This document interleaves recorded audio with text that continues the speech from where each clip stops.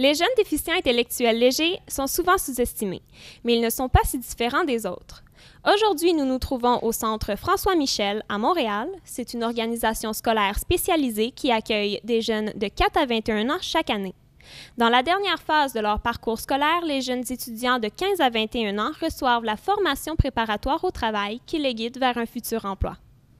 Il y a encore beaucoup de tabous par rapport à ce sujet, car les gens sont peu ou pas du tout informés. La déficience intellectuelle est un état permanent qui se traduit par une difficulté fondamentale d'apprentissage et de réalisation de certaines tâches quotidiennes. Elle peut affecter la capacité de réfléchir, de se concentrer, d'exposer des idées, de raisonner, ainsi que la mémoire. Il y a encore du monde qui pense que la déficience, c'est contagieux, que ça s'attrape, que si tu côtoies quelqu'un qui vit avec une déficience intellectuelle, bien, tu vas le devenir toi aussi. Ou tu sais, qui pensent qu'ils peuvent être agressifs ou sauter des coches. Il y a un peu moins de 3 % de la population québécoise qui est atteinte de déficience intellectuelle, ce qui représente 250 000 personnes. Dans 80 % des cas, les membres de la famille sont leur seule source de soutien. C'est des gens qui, quand ils sont bien outillés, ils ont de belles habiletés, tu sais. Donc, c'est important de leur laisser une place parce qu'ils vont devenir des bons travailleurs. Évidemment, les cours de base sont adaptés. Par exemple, en mathématiques, les jeunes apprennent à gérer leur argent avec de la monnaie virtuelle. Ils ont des comptes et des factures virtuelles à payer pour les aider à devenir autonomes financièrement.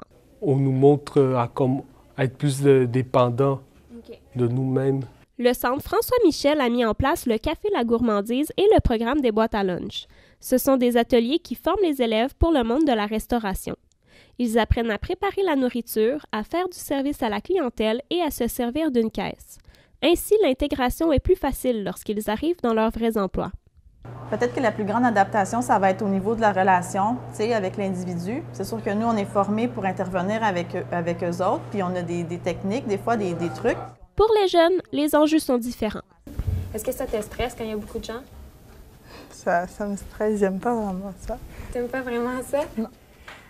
C'est quoi ton plus grand défi quand t'es en stage? Me faire confiance. Te faire confiance? C'est quoi qui te stresse? C'est les autobus.